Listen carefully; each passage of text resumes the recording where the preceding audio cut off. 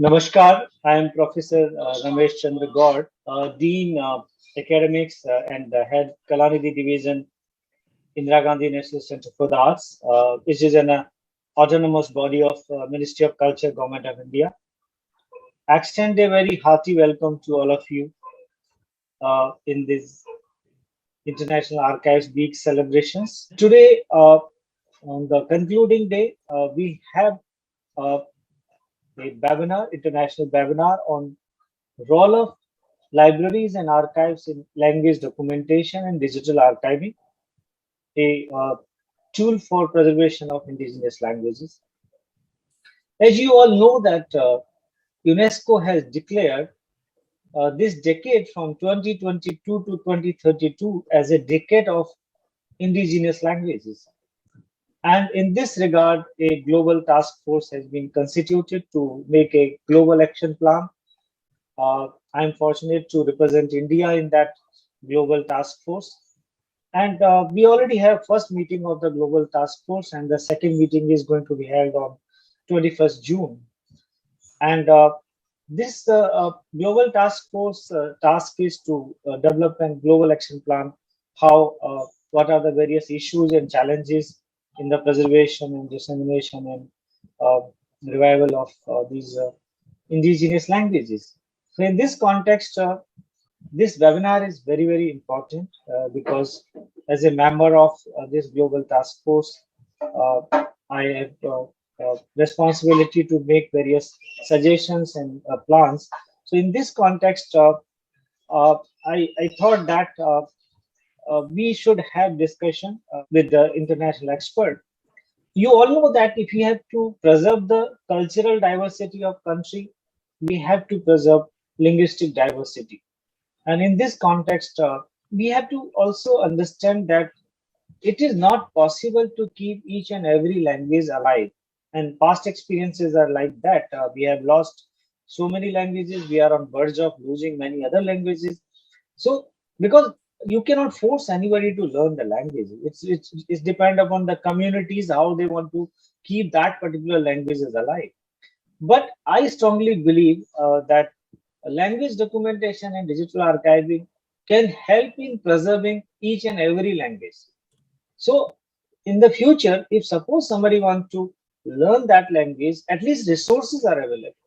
So that is something we all can do it.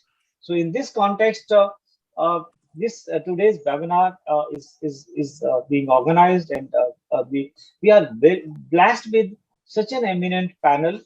We have with us uh, none other than Mr. Hezekiel Delamani, who is a guest of honor in today's program.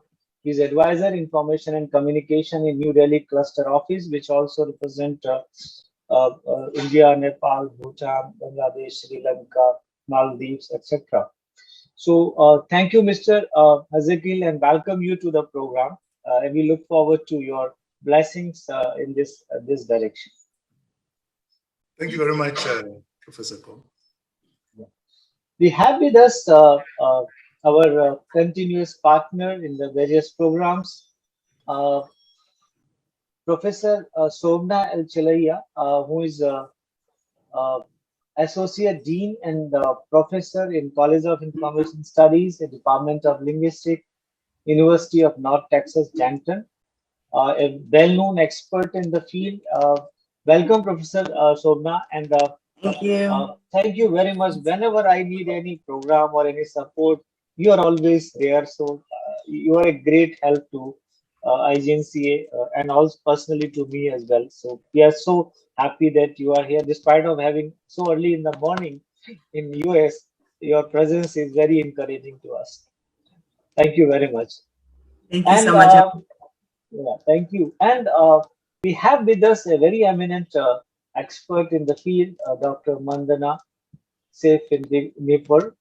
She is the ELDP Director, Endangered Language Documentation Program in SOS University of London, United Kingdom.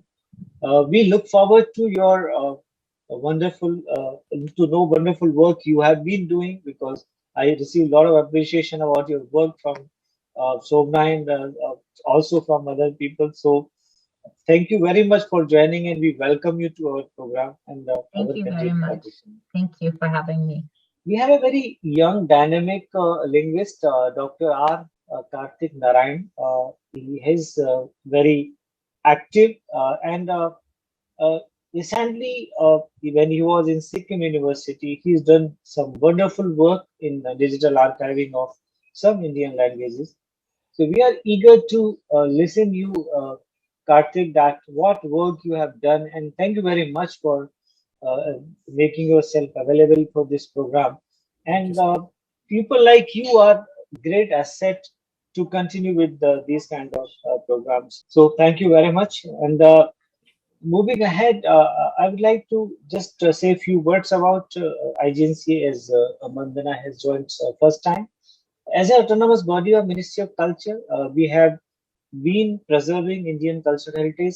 We have great resources, like we have more than 600,000 manuscripts in digital and microfilm format, which has been collected over the 100 manuscript libraries in India. And we are also working under the National Mission for Manuscript for cataloging and documentation of ancient manuscripts. As an estimate, India possesses almost 10 million manuscripts. Out of that, 4.3 million have already been identified and cataloged. We have a great library of print collections, and the unique feature of that library is that we have 24 personal libraries of eminent scholars who has donated, or their family members have donated those libraries to us, and besides other books, journals, and other resources, databases, etc. Then we have a cultural archive which also possesses 45 personal collection of eminent art historians, photographers, musicians, and dance scholars. And these collections are uh, in multimedia format, in audio, video, in textile, in sculpture. So it's a kind of all a complete museum kind of collections we have. We also have a visual archive which possesses almost 100,000 visuals collected from different part of India in form of uh, like some monuments, like World Heritage Sites of India, culture and traditions. Um, we have several other programs like I also represent India in as an individual capacity as a member of International Advisory Committee of UNESCO Memory of the World program. So in that direction, IGNCA is the nodal center for that program. We also make documentaries and films on various cultural traditions, organize fairs and festivals. Like, give you an example how we promote language issues. We invited the Aryan community, which stay in the Ladakh region of India. So we have a 1 week festival where they presented their art, craft. There were seminars, conference, discussion by the native speakers, and we like many of them visited Delhi first time. So that way we promote various cultural and linguistic diversity of this country.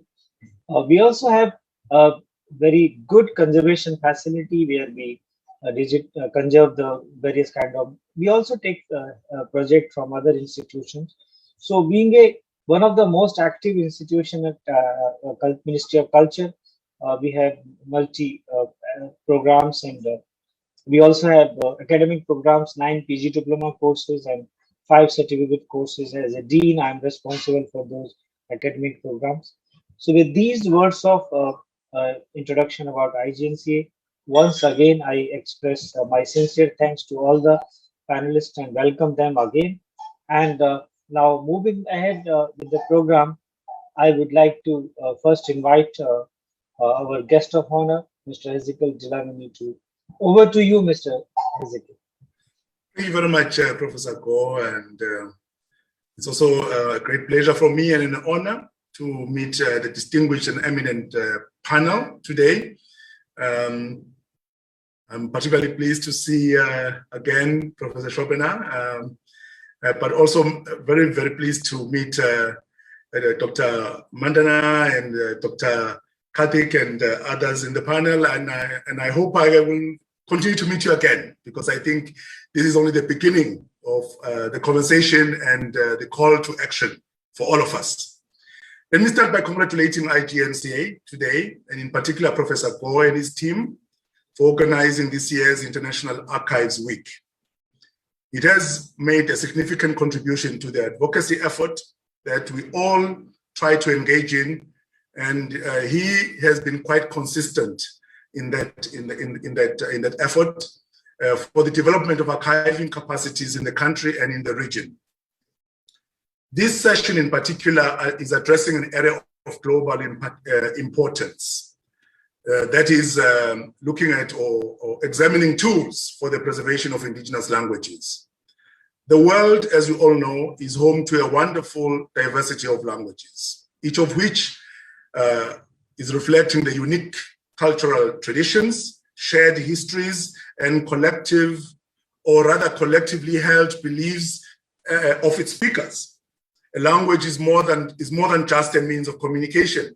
It is also a rich depository of traditional ways of seeing and understanding the world, which makes each tongue a unique microcosm of beliefs, practices, and customs that connect its speakers to their collective past.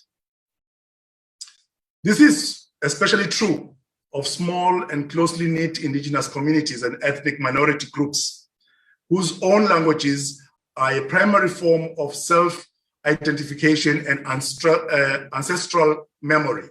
However, in our globalizing and increasingly interconnected world, culturally and politically dominant languages are becoming the main pathways of communication, both offline and online, which is posing grave risks to the continued survival of many indigenous languages. We all know that the world has about 7,000 known languages, yet most of them are spoken only by indigenous people. More than 2/3 of the planet's indigenous people live in Asia, and many of their 2,000 or so languages are at risk of disappearing forever because few people are left to speak them. Boosted by the successes of the 2019 International Year for Indigenous Languages and recognizing the need for further concentrated action, the UN has designated the 10-year period running from 2022 to 2032 as the International Decade for Indigenous Languages, with UNESCO serving as one of the lead agencies for the initiative. Working with partners, member states, and stakeholders, including educators and experts such as yourselves, UNESCO has embarked on a global action plan formulation with the purpose of preserving all endangered languages and revitalizing those that are nearly extinct for posterity with the help of digital media and other documentation tools. Although consultations for the Global Action Plan are still ongoing, some priorities are already emerging, and they include: 1, the importance of fostering inclusive and equitable educational opportunities and learning environments in order to promote, protect, and revitalize indigenous languages. 2, digital empowerment of indigenous communities supported by improved access to new technologies and language learning tools. 3, an emphasis on an increased need for freedom of expression among indigenous communities and the development of new media outlets for the speakers of indigenous languages so as to assist indigenous people in participating in culture in all its forms. These are very, very broad areas. Many of them do not, in the way that I've just read them, do not tell us any particular action that will be done to achieve them.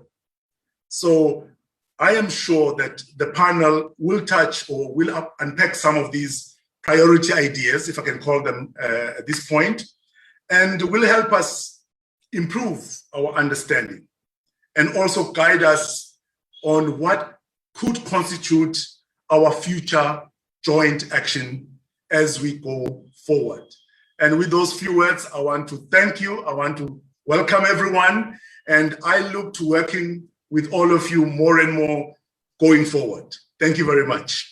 Thank you, Mr. Ezekiel, for your very encouraging words. And I'm sure, like, within few words, you have given a very big task to all of us, because the kind of global action plan we are expecting is something is going to make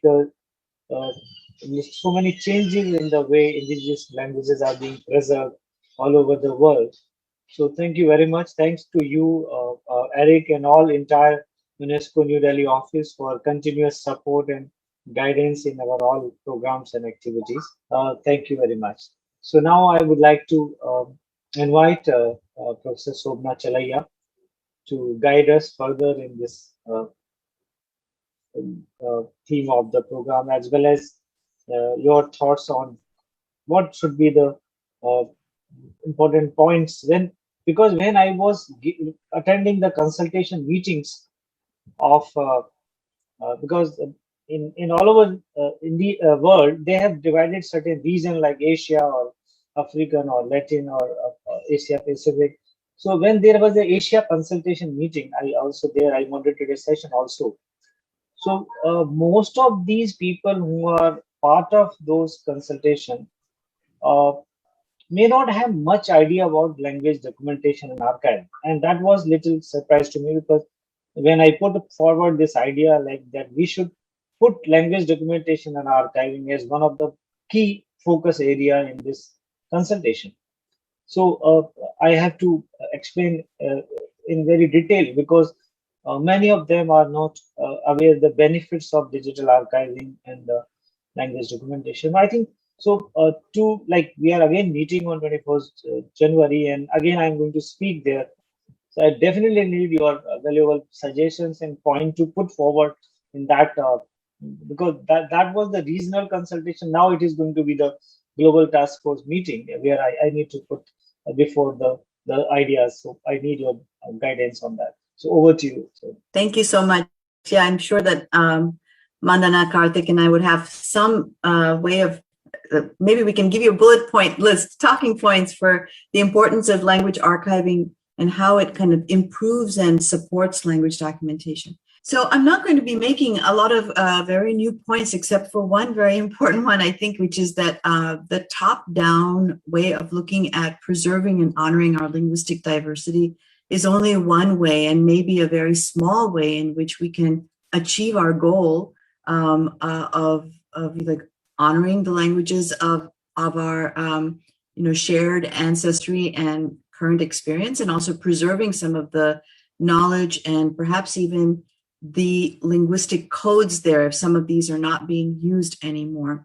And so I would like to discuss a little bit about some of the people that have been experiencing in my work in Northeast India, young and old speakers of languages who've been helping with this goal of ours, our shared goal, but who we have not really championed yet, and who we could bring into our universe of trying to achieve this preserving and honoring our linguistic diversity. So we know that, we have a wealth of languages here. It's one of our crowning glories as Indians.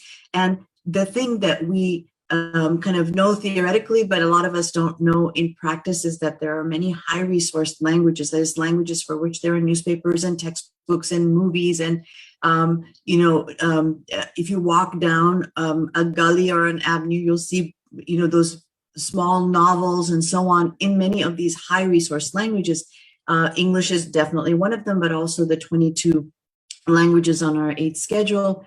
But some of as soon as we go past those, there's a huge steep fall off, so for the dialects of scheduled languages, for non-scheduled languages and their varieties, and then the hundreds of languages that have less than 10,000 speakers, we have very few resources. So same thing, textbooks, newspapers, internet presence, hardly anything there. And this means that when children are kind of moved away from home, when they're pulled away from where they live, it's hard for them to recapture or to relearn or to reconnect with their languages. Like when I was growing up, my father, we never lived in Tamil Nadu. We lived in Jaipur, we lived in Hyderabad, we lived in the US, we lived in Thailand. We never lived in Tamil Nadu, but he would only speak Tamil to us. That was a great thing.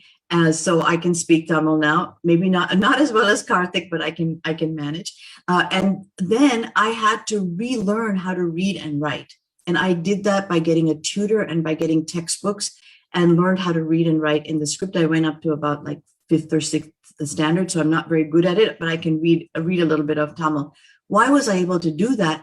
Because it was present. There were textbooks available. Had there not been any, that was it. I would never be able to talk to my grandparents. I would never be able to read anything in Tamil. And I would be an outsider in my own community had my father not insisted that we speak. And so for me, I can see very clearly the need for books and other materials that can help connect a person with their background. So this is why I'm wanting to say, why do we care about language diversity? It's not a theoretical kind of just we need to have our culture preserved. It really has to do with people and how people can feel connected to their past, and they can be better citizens because of that. They can be happier, more well-connected people who will then perform better in all other societal goals that we have. I have talked about this in a book that I just had come out this January, which Ramesh was very graciously did a book launch of it, Why Language Documentation Matters. If anybody's interested, I can share some of those chapters with you. But in this book, I have talked about things that we as language documenters have been trying to relay to the world in general about the importance of language documentation. It is important because it gives you community history information, but it also teaches us a lot more. It teaches us about things that we may not know about because we're not part of Indigenous communities and haven't lived experience in that land in a particular era. And we don't have the community history to understand, for example, changing weather patterns, the flora and fauna and their uses, and so on. There's also, from a linguistic perspective, amazing linguistic complexity in smaller Indigenous languages. So in India, in particular, we have a huge respect for our classical languages, right? We have a huge respect for our sacred languages like Sanskrit. And we feel, or because there are smaller communities which are non-urbanized, non-industrialized, their languages must be simpler and uninteresting. In fact, as linguists, we have been studying these languages and found that that's not really the case. They're quite complex and they're quite interesting from a linguistic perspective. So as linguists, we know that these are languages we need to look at. And so when we lose the language, then we lose that social perspective, connection of communities with their past histories, and it's needed for mental health. This is not something that we're just saying, but it has been studied and it continues to be studied that when people reconnect with their languages, they seem to do better socially and also health-wise. And then from the science perspective, we need to know something about these languages for language prehistory and development, and teaches us a lot about how cognition works. If we only think about things for Hindi or for Tamil, then how do we really understand how language is learned? Because there are many other types of languages that are learned and used for dealing with day-to-day life. And so we'd like to learn how perception, cognition happen with other languages, not just with the large ones that we know about. So it's very important for science and for social well-being to preserve and understand these languages and to connect speakers with them. These folks that are in Northeast India, which is where I have done most of my work for, since 1980s, there are many people in the communities of Tibeto-Burman speakers in Northeast India who want their kids, the children, the young people to be connected to their cultures. And I just give you an example of two of these amazing people. Mr. Moisel has been working since he was 17 years old, no linguistic training really, but he worked to collect stories and conversations, and now he's learning linguistics. And so he's one of those young language documenters we need to bring into our conversations in training and in bringing the next generation language documenters up. Then also Mr. Tiso from the Karbi community from Meghalaya, and I forget exactly where he lives. I believe he may live actually in Assam, but he's worked with Linda Connor from the University of Oregon to document his language and audio video documentation. He's learned a lot of how to do that and has helped to collect materials on the language along. So this is just an example of two people. If you go to the Northeast and you go to any linguistic meeting, you'll see many other young people. I went to a meeting in 2020, just before the pandemic broke out. Mr. Moisel was standing in the back, and his young community member was standing in the front giving a talk. And through her whole talk, I think she was talking about relative clauses in WIPO. He stood in the back, and it was a great image of how these older language documenters are supporting the younger ones and bringing them into the kind of like global world of language documenters. So that's my next point here. In order for language documentation in India to really join the world stage, we need to support it with something other than what we've been doing so far. So these are some folks that we have that we all know their names, and they've been fantastic linguists from the field to add to add to language community documenters. So we know Dr. Ganesh Devi from his own personal interest as a literature specialist has really sent out people all over the country to go and collect materials. I had the pleasure of talking to Dr. Kavita just recently and talked to her about her Society for Endangered and Lesser Known Languages. And again, a personal interest, a trained linguist who's trying to many of these language documentation methods to people and to support the work of young linguists and community members. And then, of course, we know Dr. Anvita Abi, and there are other linguists who've been working in language documentation. So those are some examples of documentation that's going on. I wanted to also point out and bring into our attention again all of the government support that's been happening for language documentation in the past, say, 15 to 20 years. Sahitya Academy has, I don't know if it's still active, but it had been for a while. Dr. Gore can tell us, said the Center for Oral and Tribal Literature. And then IGNCA has been working with us and on its own as well for doing language documentation and archiving workshops. We've been there, I think now 3 times, at least twice, to offer workshops to IGNCA students, as well as our own students coming and working. And we brought in native speakers to come and talk about their experiences on documentation and the importance of connecting that to archiving. The Linguistic Survey of India was brought back, and a little bit of work was done from that. And then, of course, we will hear very soon from Dr. Karthik about one of the outcomes of the Scheme for Protection and Preservation of Endangered Languages. Or I'm sorry, I think that was what was related to these centers for endangered languages that were brought up, and that's what Karthik will talk about. So there has been a lot of goodwill, and there's a lot of community support, there's a lot of linguistic support, but what is necessary to move us from that support to really being able to say we have succeeded in building up our understanding of these languages is this archiving piece, in my opinion, because the pen and paper records that we have been using so far, and we really predominantly in the linguistic world, in the documentation world, are still using pen and paper records. These pen and paper records are ephemeral, and they are also things that we cannot go back, test, and confirm our hypotheses. With audio and video recordings also, we could do that as well. Communities who have lost their languages and they're not being used could go back and access the sound and see their elders speaking, and they could really engage in a better way If we really want to do language documentation, we need to have audio and video. And to preserve and disseminate and use that audio and video, we need archives. We need digital archives. So while we are able to say we have a lot of interest and we have a lot of goodwill, we need the archiving piece. We need that to happen. So we can do a lot of things with that, including the computational piece, where we can bring in computational linguists and use the data that we have to improve both computational linguistics, but also improve on the extended kinds of documentation we can do. So this is why I feel that digital language data is very important for us to encourage our linguists to collect and for us to support and through digital archives.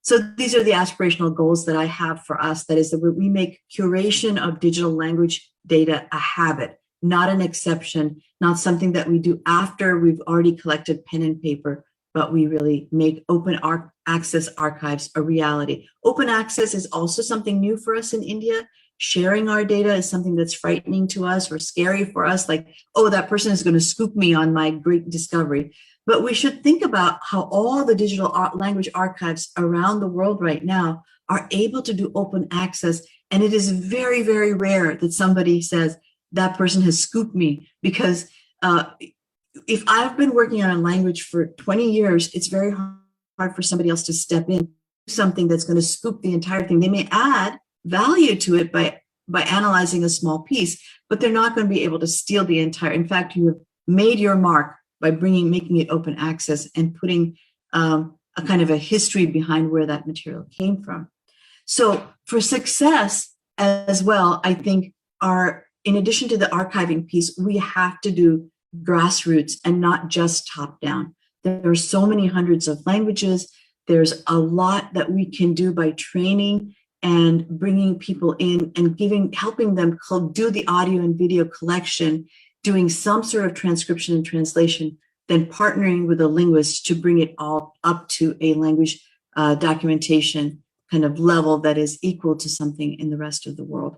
So I am hopeful then that this is what my main message is. We need archiving and we need a top-down methodology, not being enough, but going from the bottom up.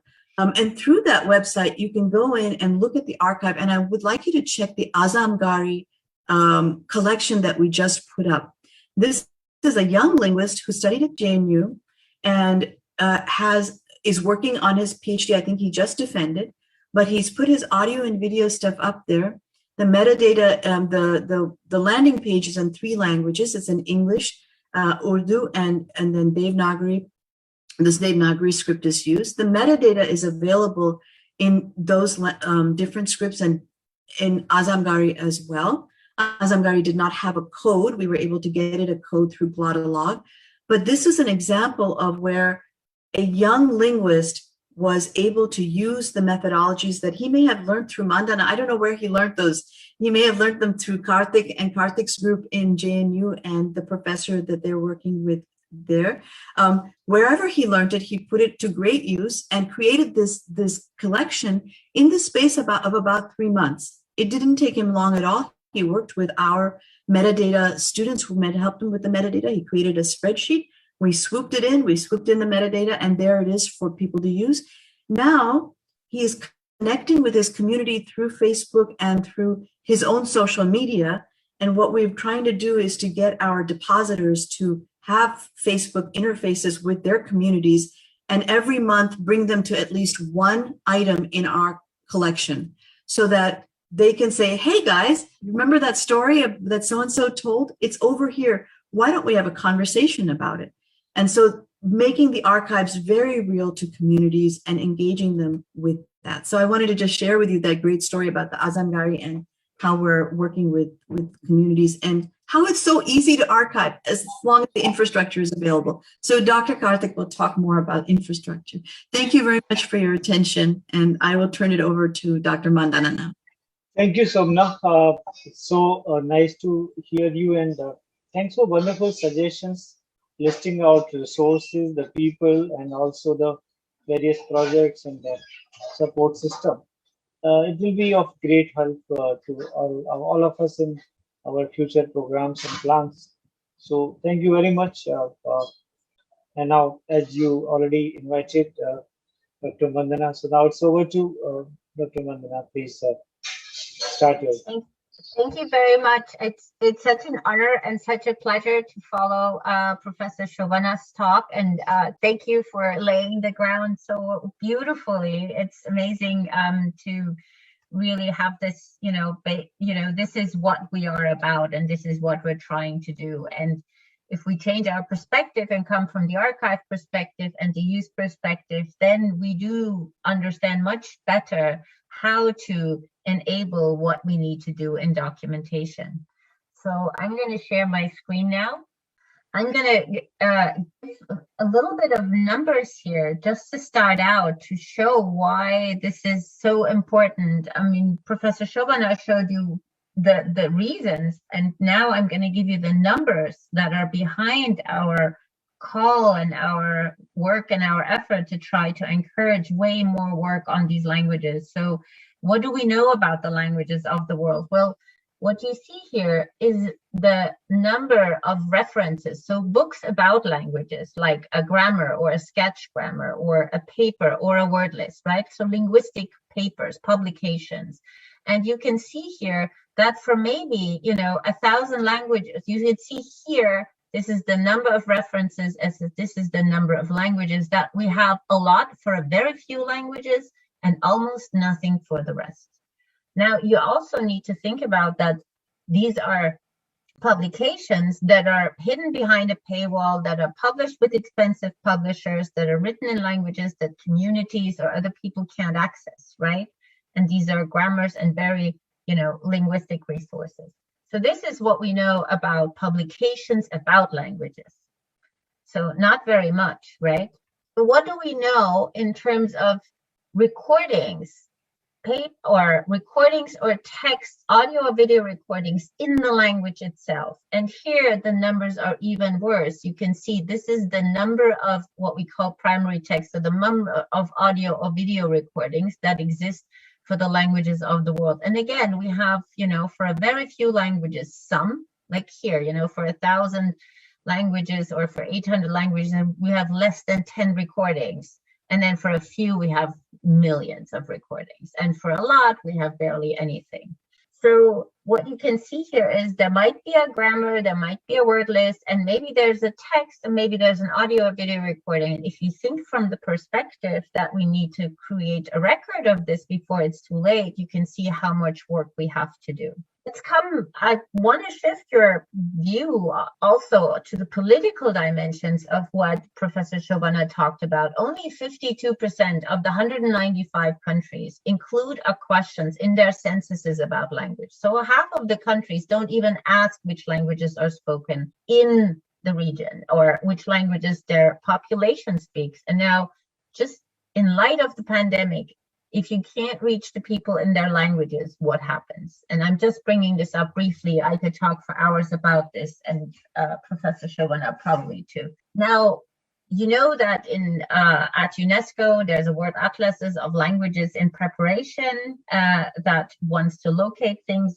And we hope this will be another resource to basically make languages, and with the languages, the people that are behind these languages, the speakers, the communities visible, because, languages do not die. Speakers live in situations that forces them or encourages them to give them up. And they don't have access often to resources that support them in their social and economic development. Now, when you think about India, I don't have to say much about your very long linguistic tradition and literature tradition and census tradition, survey tradition. It's mind-blowing to think about, and I think it's actually quite unique. So let me come to the work we have been doing so you get a perspective from where I'm coming. So we have been working for the past 18, 19 years doing two things. One is we fund documentation projects in the entire world.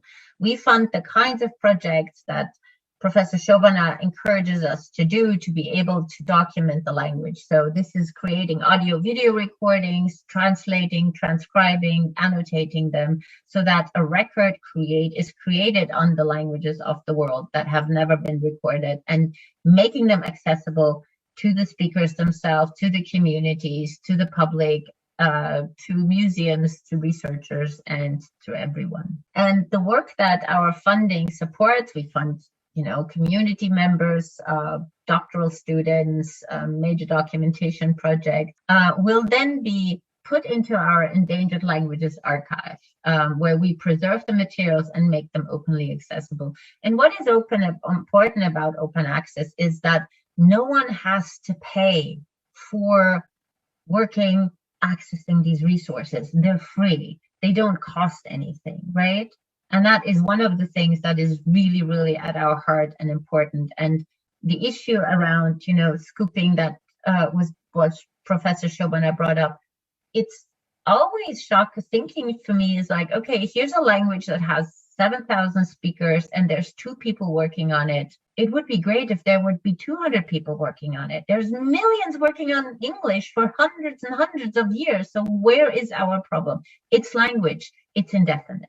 So please share your knowledge, work together.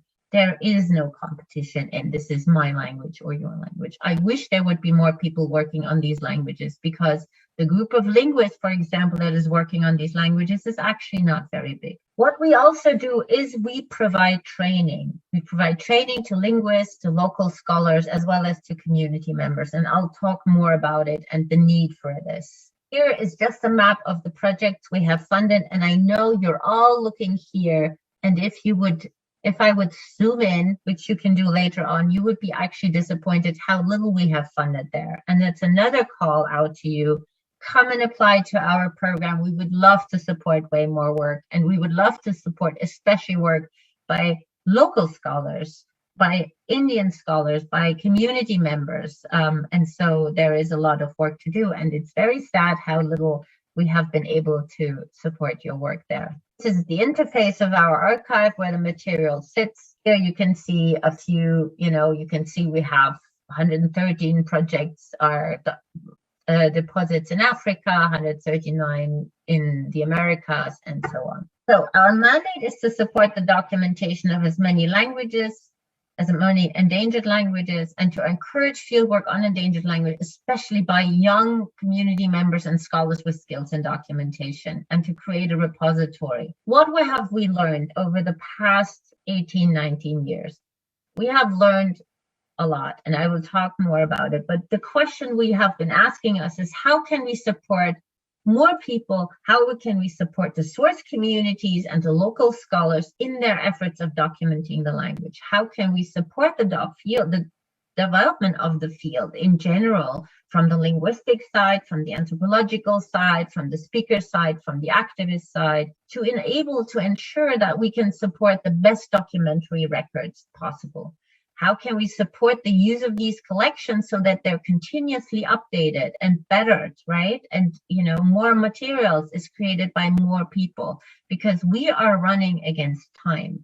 The changes are so drastic. And, as soon as one generation of the children has not learned the language, it is basically over.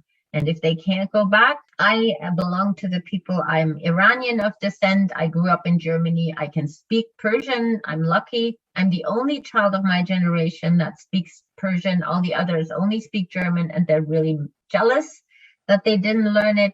But I'm not able to read and write. I learned reading and writing at university very late, but then I didn't practice it. But I'm so happy that I could speak to my grandmother. I could, the others couldn't. If you think about what we are creating in the archive, is we're creating, a multi-purpose record that is for lots of potential users. And so there is no back and forth. We need to think about many users and also many creators. And it's important, if we have a record and an archive, it's important to inform governments. It's important to inform activists, in the same way that we need educators to create learning and teaching materials, for example. Or, the museums that want to have exhibitions about diversity and retracing our roots. And one of the key parts is, of course, the speakers themselves and their descendants. What do we need? Well, we need long-term support. It is really key, and we have seen over the past 19 years is that we need long-term support in order to create digital collections that will serve people now and in posterity. And what is really challenging is the digital revolution. The digital changes that have occurred over the past 20 years are massive, and they're fantastic, and we need to be able to utilize them.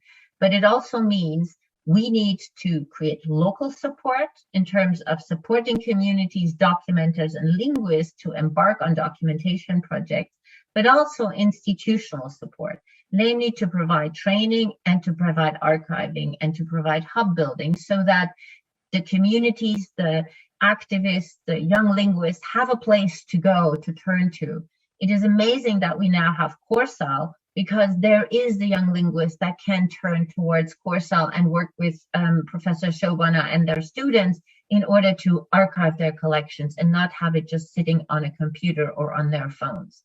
And that needs some stability. So we need the local support, but also the institutional support. This is important because if you think about, the documentation cycle, this is just a very short kind of thing of, how a documentation cycle looks like. So you need to, decide what you record, when and where you record it. You need to back it up. Then you process it, you convert, you rename, you determine the permission, you create the metadata, you back it up. You do the analysis by transcribing and translating, developing an orthography or annotate. Guess what you do then? You back it up. And then you process, you organize, you bundle, you create metadata. And this is where we come. We need to put this in an archive. We put this all in an archive and we back it up again. And then we start again because now we know what we missed in the recording. So this is a cycle that goes round and round. And this is the basic cycle of a documentation process. There's, of course, different activities reoccur in this time, but this is what we have learned that we need to train. We have seen over the past 20 years how many documentation projects have come in by differently trained people. And we have seen that the linguists, for example, have been trained in linguistics and in writing grammars, but they have not been trained in creating a digital collection. No one has been trained in creating a digital collection. No one has been trained to create what we call metadata, to convert to best practice files, to bundle them up in a sensible way so they can be discovered and they can be found. None of the linguists has been trained in that. They have been trained in analyzing phonetic structures or syntactic structures. And then they are there with lots of equipment and need to bring this together. So one of the most important things we have learned to do is to train our audiences, to train our grantees, and to train our, sorry, there's a helicopter coming, and to train our clients. What do we train in? We train in project planning. Right? How do you do this project? Who's going to be involved? Is the community, is it happy to do it? What does the community want? What needs to be done? We provide, of course, then technical training, how to use the recording equipment and the microphones, the theoretical issues that come up, and you can go into any depth. For, the baseline is, how are you going to write this language? If you want to transcribe it. Methodological ones. How do you do, how can you elicit words? Where do you have to be careful when you put together a dictionary? What kind of software is out there that will, make this all archivable and that will make your work easy, where you can create primers or little books with your traditional text written down and translated into languages?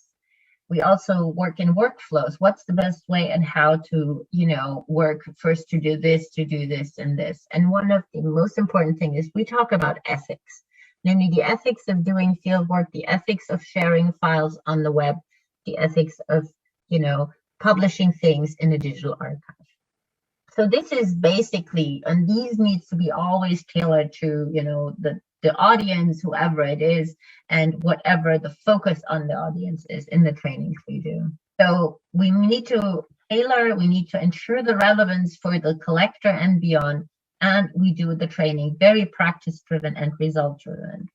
So let me give you an example. On the right hand, you see the places. I mean, we're training in Europe all the time. Our grantees are brought to London and we train them there for a week. And then we've trained in other places in the world to support local scholars, students, documenters, and activists in their work. We did one training in India, which was very impressive to me. And this was the training in Jharkhand. And you can see here the participants being very proud after 2 weeks of hardcore mandana drill. But I want to tell you what we did. So we brought together 30, 35 students, and I think they even wanted to come with 60. And I said, we can't train 60 people with like 3, 4, 5 people. We trained the local students in 2 weeks in basic methods and technology. And then a group of Asuri speakers came to the university and worked with those students. We created 5 groups. Each group worked with 1 or 2 speakers. They worked through the Swadesh list. They worked through dances and songs, and they created, small kind of dictionaries. And we worked with them for a week. The groups worked with them for a week. And you can see here, these were our Asur speakers that came and that shared their knowledge with us. And they were actually really excited because they loved, singing their song or dancing. And what they loved most is afterwards to look at the recordings of themselves. They sat there and they were just in awe seeing that their dance, that their song was recorded. And the women were super excited that they could see that they were telling people how to do stuff. So it was very engaging. And then what we did is we ensured that each one of them can take what we did back to the community. And here you can see my ignorance. I said, well, do you want them on a CD or a DVD? And they said, we don't have a DVD or a CD player. And I said, oh, should we give you a CD or DVD player? And then he said, no, we want mini SD cards for our phones. So I was like last century for them. So we put it all, as you can see, we put all the recordings on a mini SD cards for each one of them. And then they were able to take it back, they put it in their phones, and they could play the recordings on their phones. So we ensured, it was one of the most important things at my heart, is that the speakers, the Asuris, they can take the recordings back with them and use them the way they are able to use it. And then we basically had 30 students trained with initial documentation training, and we created the first online collection of this language, as far as we know. As far as it's accessible web-wise. And it's in our archive. And you can see the basic content here for the Asuri project. So it was a wonderful success, and it was an amazing experience for, I think, all of us to work together for 2 weeks.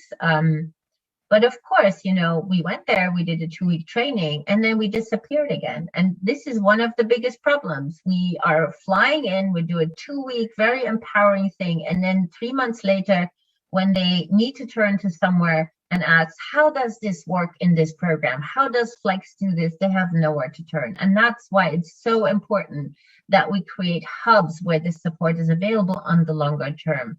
And, specialized archives with training units could serve such a purpose, namely that they can turn around. And of course, university can serve such a purpose. But I do think that the archives can have a very good idea. But if you connect this from the linguistic department to the archive with the training unit, community members could come and, go and record their communities, and linguists could get short trainings where they can help each other and do more recording. And for that, we really need more sustainable infrastructures. Thank you, Mandana. Absolutely right, because train the trainer program is something only way out when there is a lot of demand. As you mentioned that you got a similar experience we were having when we want, Sobna wants only few students in our training program, but we got response like 50, 60 people want to attend it, which is very difficult to manage with the resources and all those stuff. So thank you very much for this wonderful presentation, and you have given us a lot of value additions and thoughts on how really a good training is to be imparted, and how to really make people aware of all those issues required for good digital archive development and documentation. So we definitely look forward to your more suggestions and guidance. And also now we got you as another trainer beside the Shobna and her team. We definitely want to have more programs in India, and we look forward to your, like you have one in Jharkhand, but we request you to be available to us also to have some more programs in India. So we will discuss and have question answer in the end because there will be some questions from the participants as well. So let's finish the presentation from Karthik and then we will interact. So thank you very much. So Karthik, now let's see what you have done. Show us your good work over the years, and also we are very excited to hear you. Over to you, Karthik. Thank you, Dr. Gaur, and thank you to Dr. Mandana and Professor Shobna for actually introducing the audience to documentation and archiving and the need for it. Because one of the major things that we face, like for example, as a person who has worked with the Center for Endangered Languages, Shobna has already pointed out, and Professor Gaur has already pointed out, is that we actually face a big problem in convincing the institution and the people around us what we do and why it is important. You know, that's a sort of a big sort of a difficulty that we all face. Now, some of these difficulties are actually overcome by showing examples of LR. LR and MPA is robust. So we try to explain to the administrators, especially the university administrators, that this is what we are trying to do, and not really this was something that we are trying to do in a smaller scale, and this is how we try and convince. So thank you for being there as a role model for all of us to show it to. So before I sort of give a talk now, let me just say this is an experience that I'm going to share about a group of people who worked under the rubric of Center for Endangered Languages in Sikkim University. So this is not my personal work per se, but the archives has been my, I've been involved, or I've been hired to do the archives, but the group as a whole worked on it. So we are a group of linguists, essentially, plus a few technicians, especially computer scientists and engineers working on this. So what we did is at the Sikkim University, as a part of the Center for Endangered Languages, the UGC had a plan that we should develop, as a part of endangered languages, databases that can be accessible online.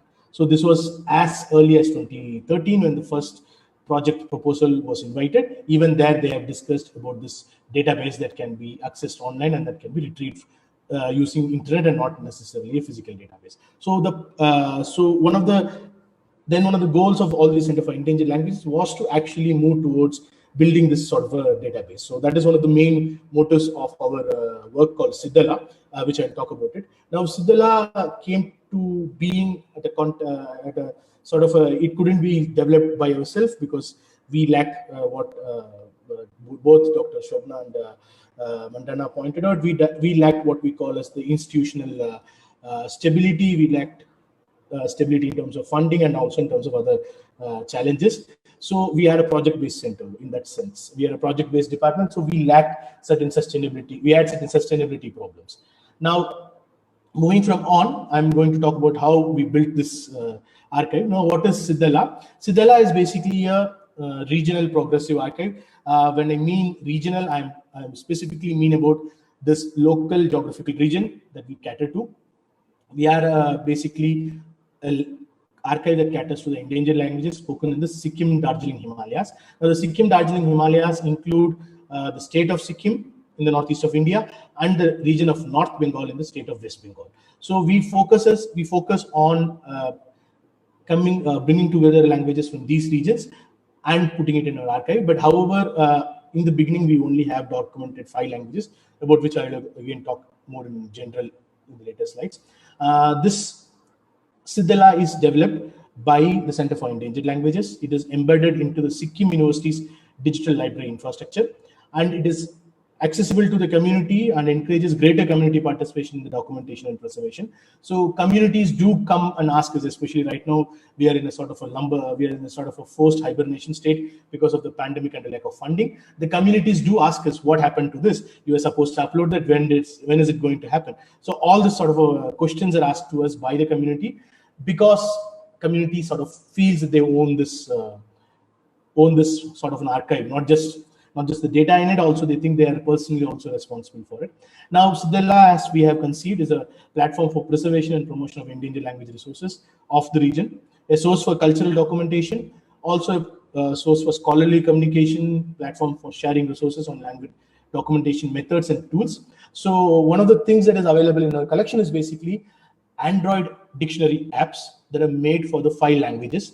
If you notice, for one language, we have created apps in 2 different scripts. One in Sambota, that is the script that is that is used in Tibet for Tibetan languages, and also the same language has been scripted in Roman. So we have created these Android applications that also make them available through other sources and also on the archive. Apart from that, I will talk how this SIDHELA came into effect, or SIDHELA came into being. Now, we have documented or documenting 5 languages spoken in the region of Sikkim and North Bengal.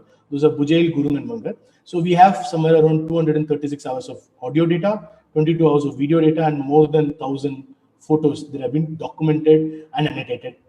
Unannotated. Most of them are annotated files. Now, we attempted to build an archive using the Mukrut platform, the Sanskriti Digitalia, that is a platform used for the National Cultural Audio-Visual Archive at IGNCA, which is developed by CDEC, and we were also trying to use DSpace. Now, so a few months down the line of developing, we realized that archives require not just the state-of-art technology, but also institutional and financial viability too. Now, CEL, or Center for Endangered Languages, is a UGC special center and dependent on grants for functioning. Now, we were at that point of time when we were making a major decision, we were already facing a question on the financial viability of our model. So what we decided is that if our archive needs to be preserved and needs to be functional for a long time, we need an archive that can be maintained not by the project funded staff, but by a much more stabler institution. So we decided to have a collaboration with the central library of the Sikkim University to use the DSpace repository there. So the actors and the collaborators, so the whole department is aside. So these are the actors and the collaborators, the librarian and the coordinator. They were sort of the people who negotiated and came with the collaboration, came to agreement on the collaboration. And I was a research associate at that point of time. I was working with Sikkim University. I was a research associate, come a digital archivist, and we had another technical assistant who had a background in computer applications, and we had an information scientist, Shri Manish Shoni, who was a permanent staff. This is a nomenclature which is used in the Indian universities. A permanent staff, rather a staff who is on the payroll of the university. He's an information scientist and basically a computer science engineer. So the 3 of us worked to develop this SIDHELA platform. Now, of the SIDHELA platform, we shared certain functions. Archives traditionally was to preserve the data. Libraries would traditionally do the function of providing access to data. So we sort of shared this role in the archival life cycle. Now, the CEL's role was to conceptualize, create, uprise and select data, dispose of data that are not required, and ingest the data that is going into the archive, and also think of reuprising it. We also shared our responsibility of access and use and access and reuse with the central library. So central library was given the sole responsibility of preservation action and storage. Preservation action, storage, and transformation. Those are the primary role for the Central Library at Sikkim University. So they sort of willingly took part in this activity, and then they sort of accepted the responsibility of preservation, storage, and transforming the data whenever the platform on which we were working on was updated. Now, apart from this, we also gotten into a deal with COSAL, Dr. Shobna Chelaya's archive at the University of North Texas. But however, the memorandum of understanding is signed, but we have not been able to operationalize the memorandum of understanding for various reasons, one of them including being the pandemic. And this sort of arrangement helped us look at creating the data. Basically, we are looking at recording, doing the processing, doing the metadata, and ingesting into the archive. And the central library took over the responsibility of preservation, storage, and transformation. And both of us shared, or rather we are co-developing on certain aspects of access and use, and access and reuse. How do you make the DSpace as a platform more accessible to the community? All those aspects we are trying, and we are trying to evolve. Now, that's what I'm going to talk about in the rest of the slides. So one of the major important thing that we decided is, because if Dr. Go remembers clearly, Center for Endangered Language members would have met you even before in the 2019 December to discuss about a collaboration attempt with IGNCA. We have been at this collaboration or trying to create an archive for at least since at least 2018, and then we have been going around and trying out a lot of ideas. So we did have a working model of DSpace by the time we had developed. We had approached IGNCA for help, but we were not convinced with DSpace for various reasons, and one of them being that we thought that the DSpace as a platform was very restrictive. But however,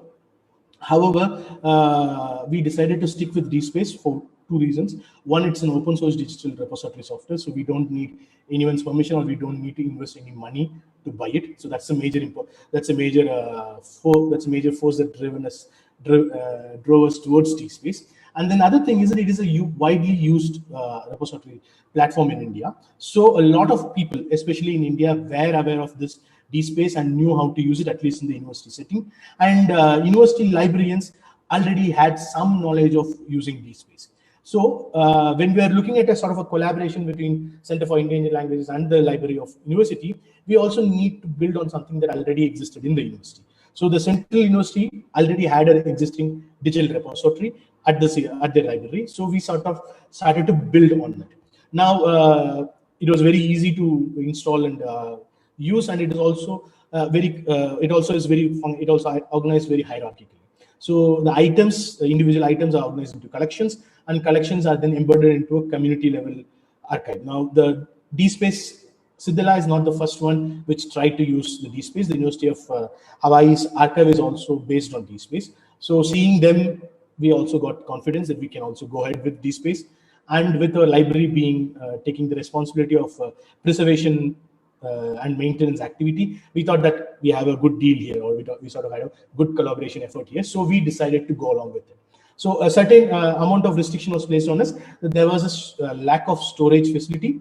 The library then decided, so why don't you do one thing? You take the development phase for the initial SIDHELA, show us that it works, and if you can fund us to buy a small storage unit to hold your data, then we are happy to hold it. So in that case, our funding had certain amount of leverage to get a storage space for the server in which DSpace was running. So that was how we finalized it.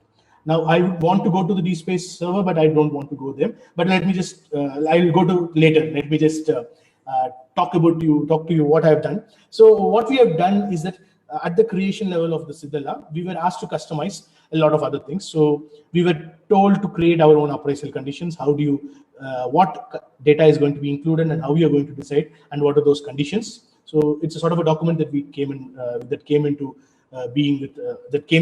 existence after agreement with them.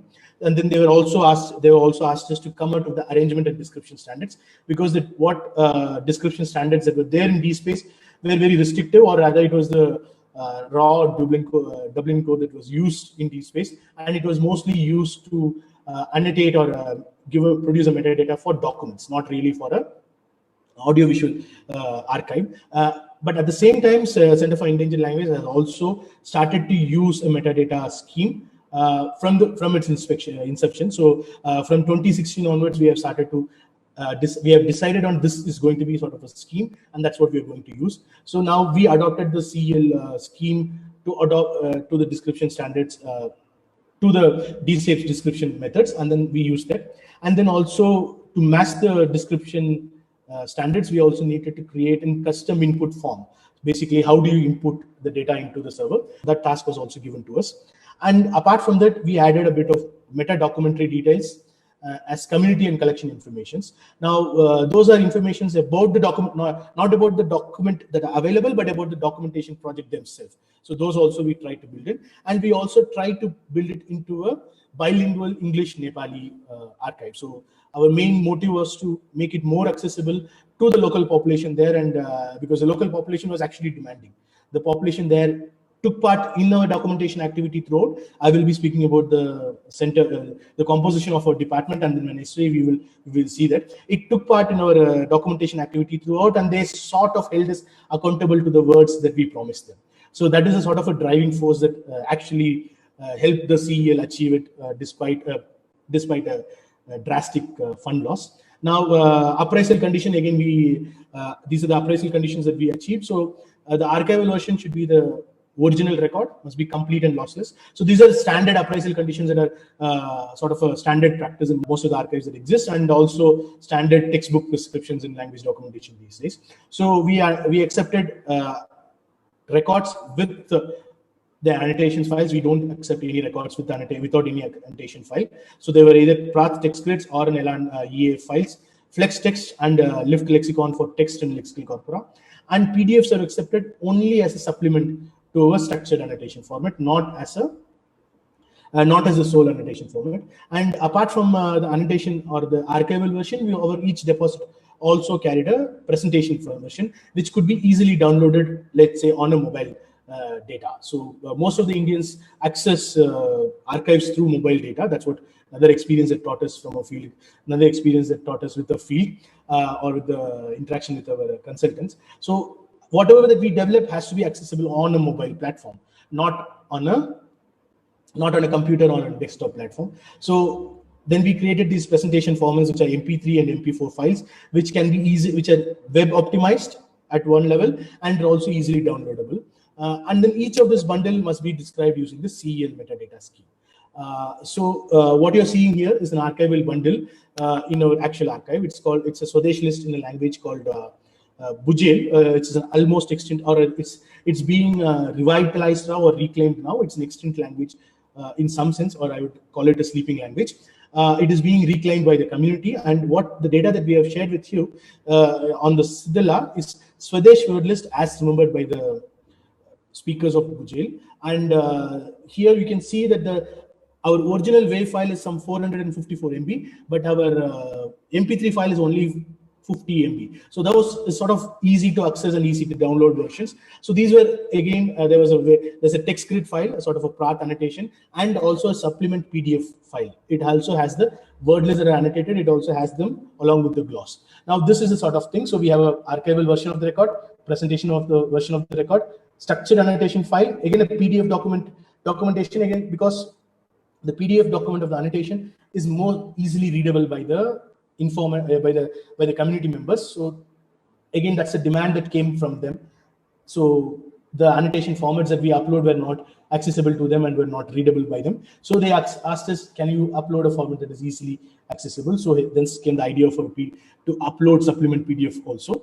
And the CEL metadata scheme is based on Dublin course elements. It is sort of inspired from OLAC and IMDA metadata scheme. We can actually match our elements to the OLAC or IMDA metadata scheme. But looking back at it, today we think that we should have just followed OLAC, because OLAC is always under development and is always going to be updated for future purposes. But SIDHELA-A, if our funding does not return to us, or the CELSU metadata scheme will not be updated for the future purpose. So looking back at it, we should have stuck to OLAC metadata scheme.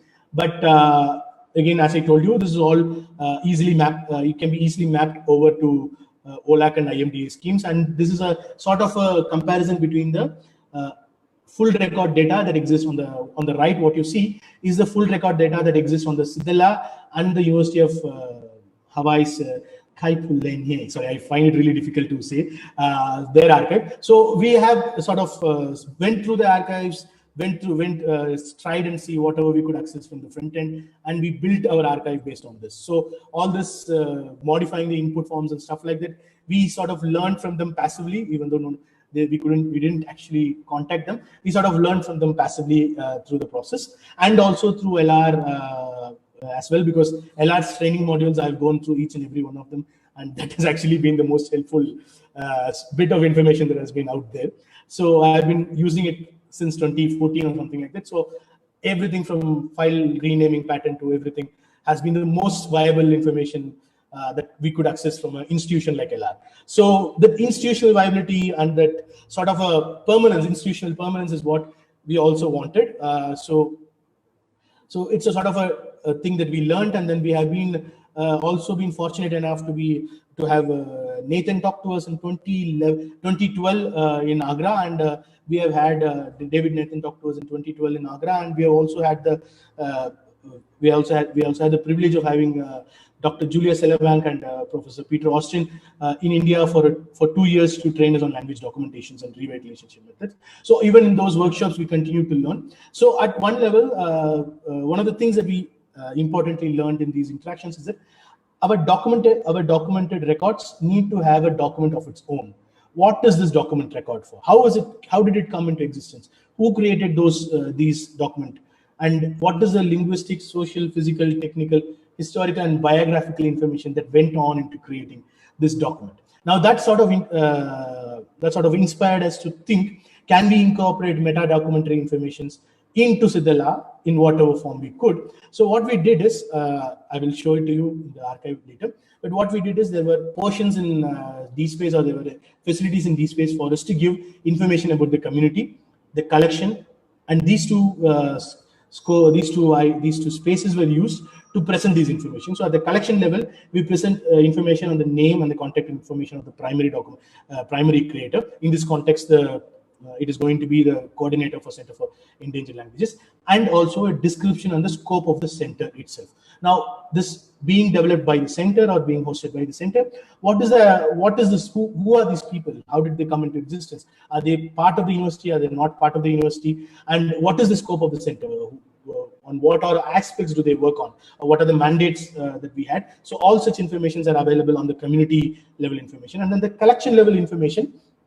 We give information about the language that we have documented, sort of a social linguistic information about the community, information about the fieldwork that we carried on in the community, and the dialects that are documented in the record. So for example, some of our data varied from one village to another village. So even those information can be found in the found on the collection level information, and you can also access a sort of a Google map representation of where this languages are spoken per se, or you can pinpoint them on the map, of course, with the consent of the informant, with the consent of the consultants. Now, all this, along with this, we also have a collection called Resource for Collection, Processing, and Management of Endangered Language Data in SIDHELA. Now, this is sort of a further addition to our meta documentation activity. It has a detailed document on our metadata scheme and also on the workflow that we adopted. So all this is also already accessible in the SIDHELA itself.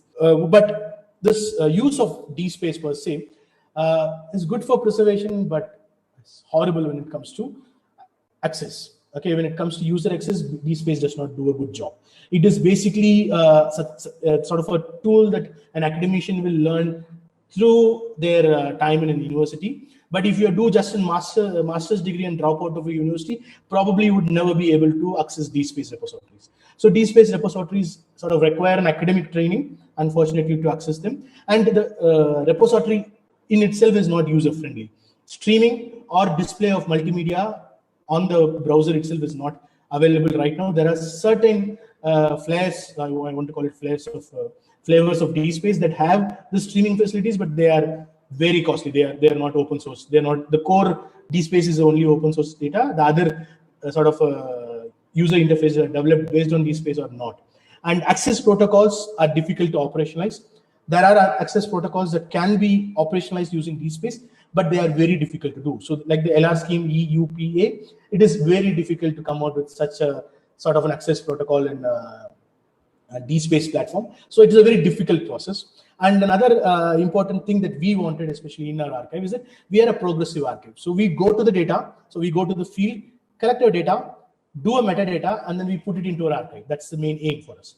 Now, when we are doing such sort of progressive archiving, what we needed to do is that we also needed to track version histories.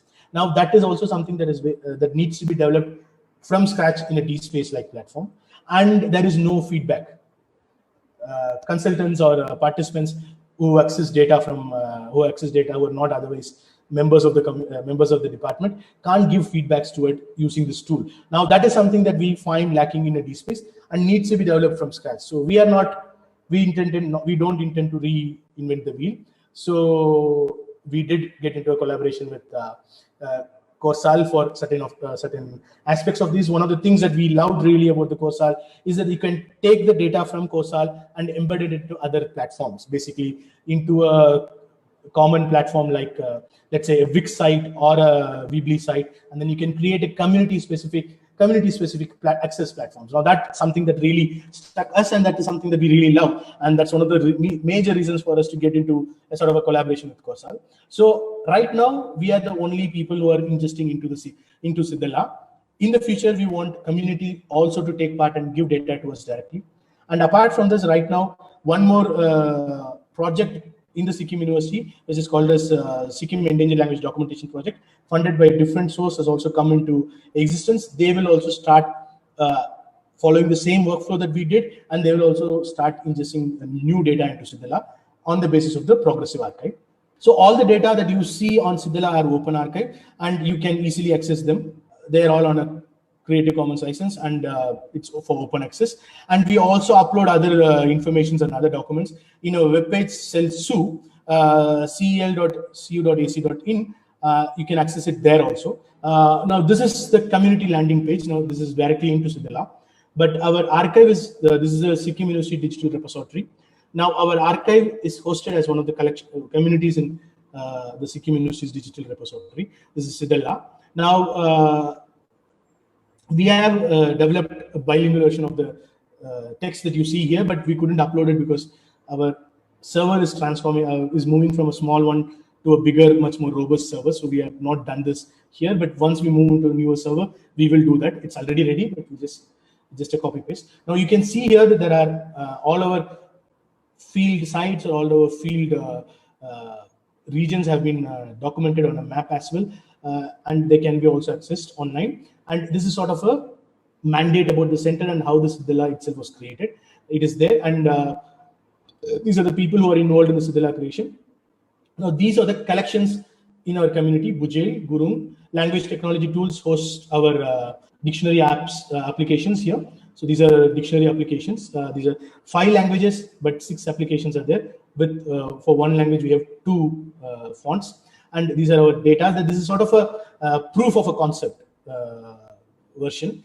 The new archive that is being set up, the new server that is being set up in the library, will have a bigger and will have more data from our department and also other departments that are working on language documentation at the university. So this is what I was talking about. This is sort of a social linguistic information, where it is spoken, who was it spoken, when was the fieldwork conducted.